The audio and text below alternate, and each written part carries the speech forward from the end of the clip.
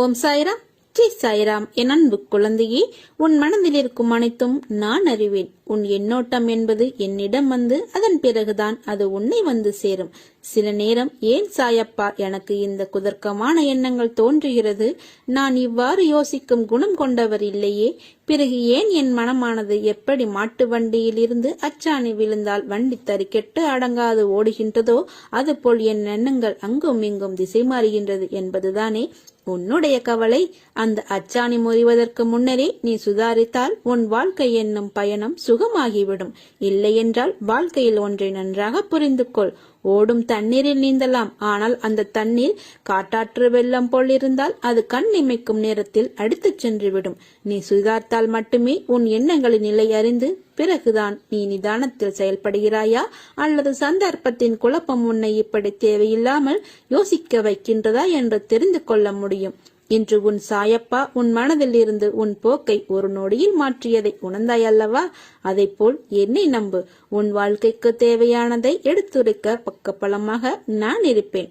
உன்னை விட்டு நான் விலகுவதும் இல்லை, உன்னை விலகி போகும்படி நான் சொல்லுவதும் இல்லை. நன்றாக ஞாபகம் வைத்துக்கொள். ஒன்று உன்னிடத்தில் நடக்கவில்லை என்றால் அதை விட உயர்ந்த மேலான விஷயங்கள் நடக்கப் போகிறது என்று அர்த்தம். அதனால் நீ எதற்கும் பயப்படாதே, கலங்காதே. உன்னில் நிச்சயம் வெற்றி என்ற தீபத்தை நான் ஏற்றுவேன். வாழ்க்கையில் முன்னேற வேண்டும் என்ற எண்ணமும் சாதிக்க வேண்டும் என்ற வேகத்துடன் உன்னுடைய வாழ்க்கையை நகர்த்தி கொண்டு வருகிறாய். எல்லாம் செய்ய வேண்டும் என்ற உன் எண்ணங்களை அமர்த்தி அதை இடத்தில் உட்கார வைக்கின்றது உன்னுடைய நேரம். இன்று முடிவு எடுக்கலாம், நாளை அதற்கான விஷயங்களை யோசித்து முடிவு எடுக்கலாம் என உன் நேரத்தை வீணடிக்கிறாய். அதை மாற்று. இப்போதைய நிலைக்கு என்ன விஷயங்கள் செய்யலாம் என்று யோசி. பிறகு எதிர்காலத்திற்கான யோசனைகளில் பிறகு கவனம் செலுத்து. உன் 3 காலங்களிலும் உன் கூடத்தான் நான் இருப்பேன் என்ற வாக்குறுதியை கொடுத்துள்ளேன். என் வாக்குறுதி என் உயிருக்கு மேல் விலை மதிப்பில்லாதது. பிறகு ஏன் உனக்கான ஒன்றையும் உன் சாய்தேவா செய்ய மாட்டேன் என்று நினைத்து கொண்டாயா? உனக்கு இது தேவை என்று குரல் கொடுப்பதற்கு முன்பாகவே உனக்கான அனைத்தையும் நான் அறிவேன். உன் எதிர்காலத்திற்காக நான் எப்படி யோசிக்காமல் இருப்பேன்?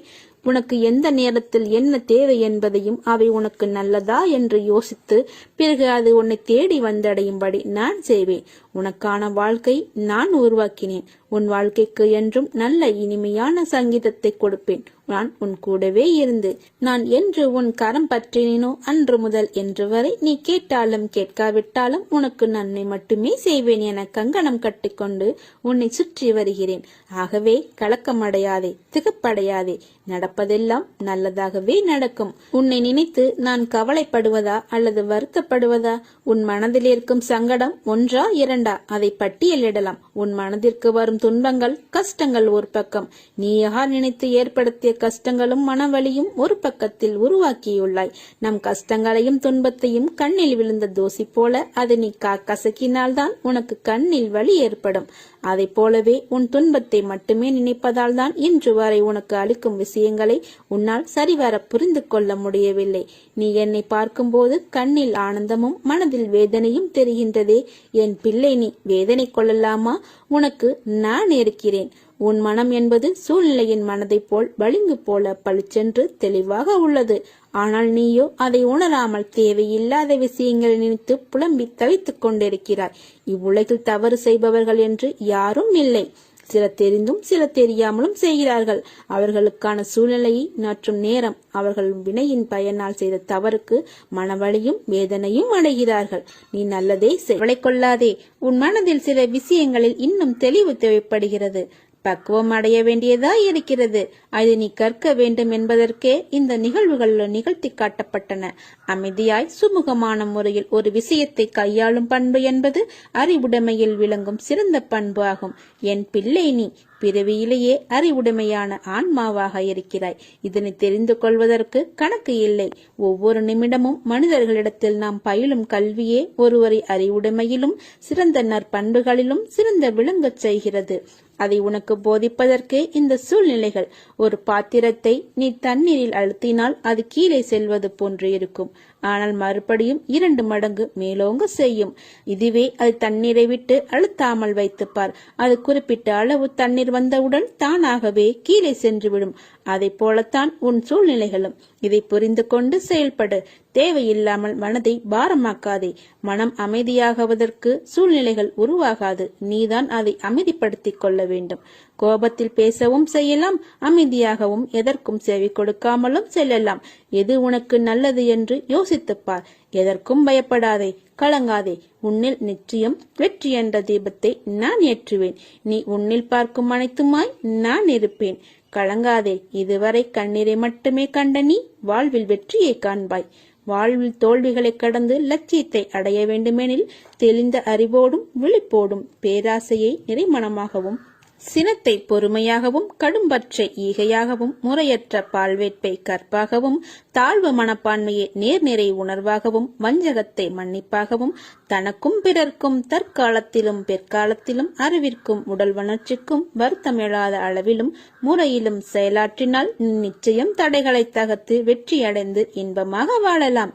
உன்னுடைய முக்கிய குறைபாடு எதுவென்றால் நீ யோசித்து தீர்க்கமாக எடுத்த முடிவை செயல்படுத்துவதற்கு பதிலாக மீண்டும் அதை பற்றி ஆலோசித்துக் கொண்டும் பேசிக்கொண்டும் இருக்கிறாய் என்பதுதான். நடப்பவையெல்லாம் நன்மைக்கு என எடுத்துக்கொள். கவலை கொள்ளாதே. நம்பிக்கையோடு செயல்படு. நான் இருக்கிறேன் நிழலாக என்றும் உனக்காக. உனக்கு எல்லா சூழ்நிலைகளும் நான் துணை நிற்பேன். நீ உயர்ந்த நிலையை அடைவாய். நல்லது நடக்க நான் துணை நிற்பேன். என்னை நம்புபவர் ஒருபோதும் தோல்வி அடைவதில்லை. எவ்வளவு கடினமான சூழ்நிலை இருந்தாலும் அவர் எப்போதும் சூழ்நிலையிலிருந்து வெற்றிகரமாக வெளியே வருகிறார் என்பதை உணர்ந்து கொள். வாழ்க்கையில் பிறப்பு இறப்பு என்ற சூழ்நிலைகளில் அன்பு, பரிவு, இரக்கம், மன்னிப்பு, கோபம், வெறுப்பு, விரோதம் என எத்தனை உணர்வுகள்! இந்த சூழ்நிலைகளுக்கு நடுவில் 1000 உறவுகள் நம்மை சுற்றி வலம் வருகிறார்கள். அம்மாவாக, அப்பாவாக, அக்காவாகவும், தம்பி என பல உறவுகள் இருக்கின்றன. அவர்கள் உன்னுடைய ஒவ்வொரு ஜென்மத்திலும் வெவ்வேறு ரூபங்களாக ஆன்மாக்களாய் வருகிறார்கள். உன் பிறப்பிலும் இறப்பிலும் உன்னுடன் யாரும் வரப்போவதில்லை. அதை போலவே தான் மற்றவர்களுக்கும் என்பது உலக நியதி. அப்படி இருக்கையில் வாழும் நாட்களில் ஒருவர் மீது ஏன் அன்பு வருகிறது, ஏன் கோபம் வருகிறது என்று தானே உன்னுடைய கேள்வி. நீ ஒரு கற்கள் நிறைந்த வழியில் நடக்கிறாய் என்று வைத்துக்கொள். அப்படி நீ போகும்போது உன் கால்கள் அடிபட்டு விடுகிறது ஒரு கல்லால்.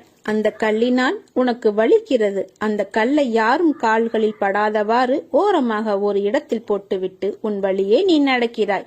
இது வாழ்க்கை பற்றிய ஒரு புரிதல். நீ பெற்ற வழியை மற்றவர் அனுபவிக்க கூடாது என்பதற்காக நீ செய்யும் நல்ல எண்ணம். நீ போகும் பாதையில் முட்கள் இருக்கிறது, அதை கவனித்துக் கொள்கிறாய். உன் காலில் காயப்படுத்தவில்லை.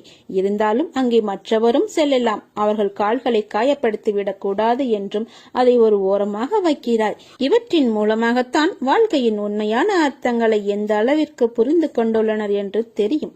வலித்தால் அதை உணர்ந்து மற்றவருக்கும் அது வரக்கூடாது என்றும், கண்ணில் பட்டது மற்றவரை காயப்படுத்தும் என்று உணர்ந்து அதை மேற்கொள்வார். அவர்கள் மனதால் அன்பை நேசிப்பவர்களாக இருப்பார்கள். ஆனால் காலில் காயப்படுத்தியதால் தான் தன் வழியை மட்டும் கவனித்து செல்வார்கள். அவர்களுக்கு வாழ்க்கையில் அன்பு இல்லாமல் அல்ல, அவர்களுக்கும் அவர்களின் வழியை தாங்க முடியவில்லை. அதனால்தான். இது தவறு அல்ல. ஆனால் முட்களை பார்த்ததும் அந்த இடத்திலிருந்து அதை எடுக்காமல் கடந்து செல்லும் உள்ளத்திற்குத்தான் அதிகம் அன்பை பற்றியும் வாழ்க்கை பற்றியும் புரிதல்கள் வேண்டும். இவைகளை நான் உனக்கு கூறுவதற்கு காரணம், கடவுள் படைத்த அனைத்திற்கும் காரணம் ஒன்று. அவற்றுள் மிக புண்ணியமாய் கருத்துவது மனித இனம். அவற்றின் தன்மைகள் அவர்களின் வாழ்க்கை என்ற முறையில் கடவுள் நிகழ்த்தும் நிகழ்வுதான் இது. ஓர் உயிரினம் பிறப்பும் இறப்பும் மனிதர்கள் கையில் இல்லை, கடவுளின் கையில்தான் எல்லாம். அது நீ நடக்கும் விதத்தில் தான் இருக்கிறது. இதையெல்லாம் உனக்கு போதிப்பதற்கு காரணம், என் பிள்ளையான நீ கிடைத்த வாழ்க்கையின் பயனும் நீ எடுத்த பிறப்பின் மகத்துவத்தையும் அறிய வேண்டும் என்றும் உணர வேண்டும் என்றும் நான் உனக்கு இத்தனையும் நிகழ்த்துகிறேன். சந்தேகம் என்னும் அரக்கனை ஒருபோதும் அனுமதிக்காதீர்கள். நம்பிக்கை முன்வாசலில் நுழைந்தால் சந்தேகம் பின்வாசலில் வெளியேறிவிடும். சந்தோஷ சிறகுகளை வெட்டிவிடும் சந்தேகத்தை தூக்கி எறியுங்கள். சந்தேகம் நமக்கு வேண்டவே வேண்டாம். ஒவ்வொன்றும் ஒரு சவால் போலத்தான் இருந்தாலும் முயற்சி தொடர்ந்தால் வெற்றி கிடைத்துவிடும். அப்பா, நான் இருக்கிறேன். அந்த வாழ்க்கைக்கு புதிய வழிகளை உருவாக்கி தருவேன். உனக்குள் இருக்கும் கவலைகளை தூக்கி என் மீது வைத்துவிடு. என் மீது நம்பிக்கை வைத்து என்னை சரணடைந்து விடு. உன்னுடைய பொறுப்பை நான் சுமப்பேன். உன் குடும்பத்தை நான் தாங்குவேன். உன் கண்ணீரை என் விரல்கள் துடைப்பதை அப்போது நீ உணர்ந்து கொள்வாய். ஏன் இப்படி துவண்டு போயிருக்கிறாய்? நீ துவண்டு போய் தைரியம் இழந்து இருக்கும் அளவிற்கு எந்த காரியமும் நடக்கவில்லை. நீயே தோற்றுவிட்டது போல ஒரு பொய்யான எண்ணத்தை உருவாக்கி உன்னுள் இருக்கும் நிம்மதியை இழந்து கொண்டிருக்கிறாய். நிம்மதி இல்லாமல் எப்படி நீ வாழ்வாய்? உன் நிம்மதியை விட வெற்றி தோல்வி பெரியது இல்லை. உன் நிம்மதியை குலைக்கும் அளவிற்கு ஒரு வெற்றியோ தோல்வியோ அதை உன்னிலிருந்து தூரமாக்கிவிடு. வெற்றி என்பது எது? ஒரு விஷயத்தை கையில் எடுத்து அதற்கான நுட்பங்களை கற்று அதனில் போட்டியிட்டு உழைத்து வெல்வது. தோல்வியோ வெற்றி என்பதை விட அதிக கற்றுத் தரும் ஆசான். ஒரு ஆசான் கற்றுத்தரும் பாடம் அனைத்தும் நமக்கு தோல்வி கற்றுக் கொடுக்கும். தோல்விக்கு நிறைய ரூபங்கள் இருக்கும். துரோகம், ஏமாற்றி வெல்வது என நிறைய விஷயங்கள் சேர்ந்துதான் தோல்விகள் வரும். அவைகள் உனக்கு கற்றுத்தரும் பாடமே வாழ்க்கையில் வெற்றியை மற்றும் குவிக்கும் வண்ணம் இல்லாது வெற்றியின் சாதனைகளாய் உன்னில் அமையும். தோல்வியிலும் தனிமையிலும் கற்ற பாடம் குரு போதித்த பாடங்களுக்கு ஒப்பிட்டு கூறலாம். தோல்வி என்பது வேறு தற்காலிகமாக ஒன்றில் வெற்றியடையாததே. ஆனால் நீ மேலும் முயற்சித்தால் வெற்றி பெறலாம். தோல்வியில் தேராமல் முயலாமல் இருப்பதுதான் உண்மையான தோல்வியின் வீழ்ச்சி. இதை புரிந்து கொள். உன் அப்பா உன்னை இந்த அளவிற்கு விடவே மாட்டேன். உலகத்தில் என்ன மாறினாலும் நகன்றாலும் நான் உன்னை விட்டு எப்போதும் அகல மாட்டேன். நேரத்தில் குறிக்கும் கடிகாரத்தை பார். வாழ்வில் உன் உழைப்பு எப்படி இருக்க வேண்டும், உழைப்பின் முக்கியத்துவம் உனக்கு புரியும். அன்பு என்பது ஒருவரை நாம் நேசிப்பது மட்டுமல்ல, வெறுப்பு என்ற எதிர்மறையை மறந்து நீ நேசிக்கும் முறையில்தான் உனக்கு உன்னை சுற்றியுள்ளவர்கள் அமைவார்கள். பேதமின்றி நேசிக்க எண்ணத்தை வளர்த்துக்கொள். அது உன்னால் சில சூழ்நிலைகளில் முடியாத போது வெறுக்க நினைக்காதே. நகன்று நிற்க கற்றுக்கொள்.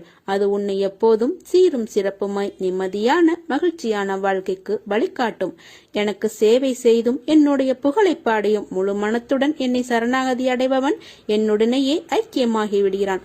நான் எனது என்னும் அகங்காரத்தை என்னுடைய பாதங்களில் சமர்ப்பிப்பதே எனக்கு செய்யும் முற்றும் முழுமையான சேவையாகும் என்பதை புரிந்து கொள். நமது மனம் இறைவன் மீது முழுமையாக படிந்துவிட்டால் தேகத்தை பற்றிய கவலை நமக்கு இருக்காது.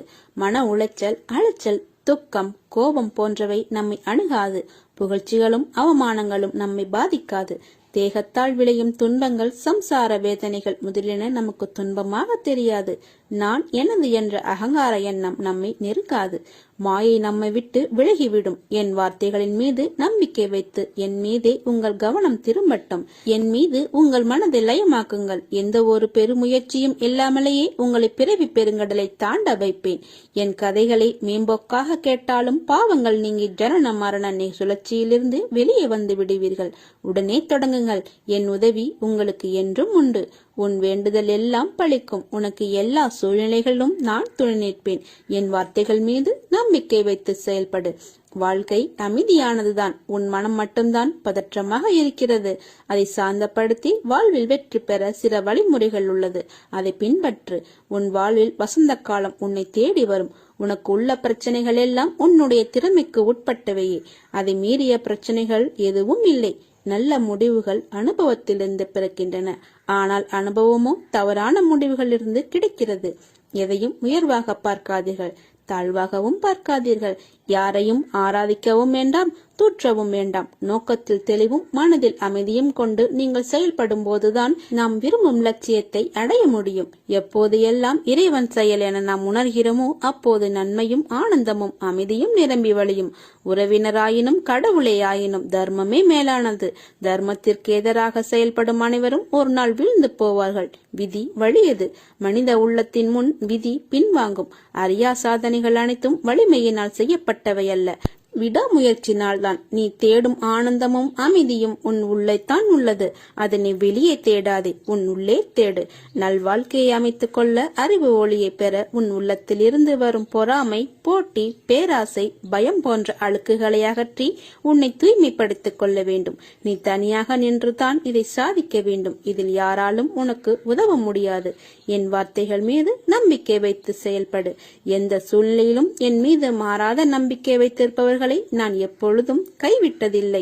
விதர்ப்பங்களான பேச்சுகளும் செய்கைகளும் உன் முன்னர் மற்றவர்களால் நடக்கிறதா? உன் கோபம், வெறுப்பு, எரிச்சலின் உச்சத்தில் அந்த பேச்சுகளும் செய்கைகளும் கொண்டு போய் விடுகிறதா? கவலை கொள்ளாதே. உன் மனதில் சில விஷயங்களில் இன்னும் தெளிவு தேவைப்படுகிறது. உன் மனம் பக்குவம் அடைய வேண்டியதாய் இருக்கிறது. அதை நீ கற்க வேண்டும் என்பதற்கே இந்த நிகழ்வு. அமைதியாய் சுமூகமான முறையில் ஒரு விஷயத்தை கையாளும் பண்பு என்பது அறிவுடைமையில் விளங்கும் சிறந்த பண்பு ஆகும். என் பிள்ளை, நீ பிறவியிலேயே அறிவுடைமையான ஆன்மா. இதனை தெரிந்து கொள்வதற்கு கணக்கு இல்லை. ஒவ்வொரு நிமிடம் மனிதர்களிடத்தில் நாம் பயிலும் கல்வியே ஒருவரை அறிவுடைமையிலும் சிறந்த நட்பு பண்புகளிலும் சிறந்து விளங்கச் செய்யும். அதை உனக்கு போதிப்பதற்கே இந்த சூழ்நிலைகள். கலங்காதே, நான் வருவேன் உனக்காக. இதுவரை கண்ணீரை மட்டுமே கண்ட நீ இனி உன் வாழ்வில் அற்புதங்கள் காண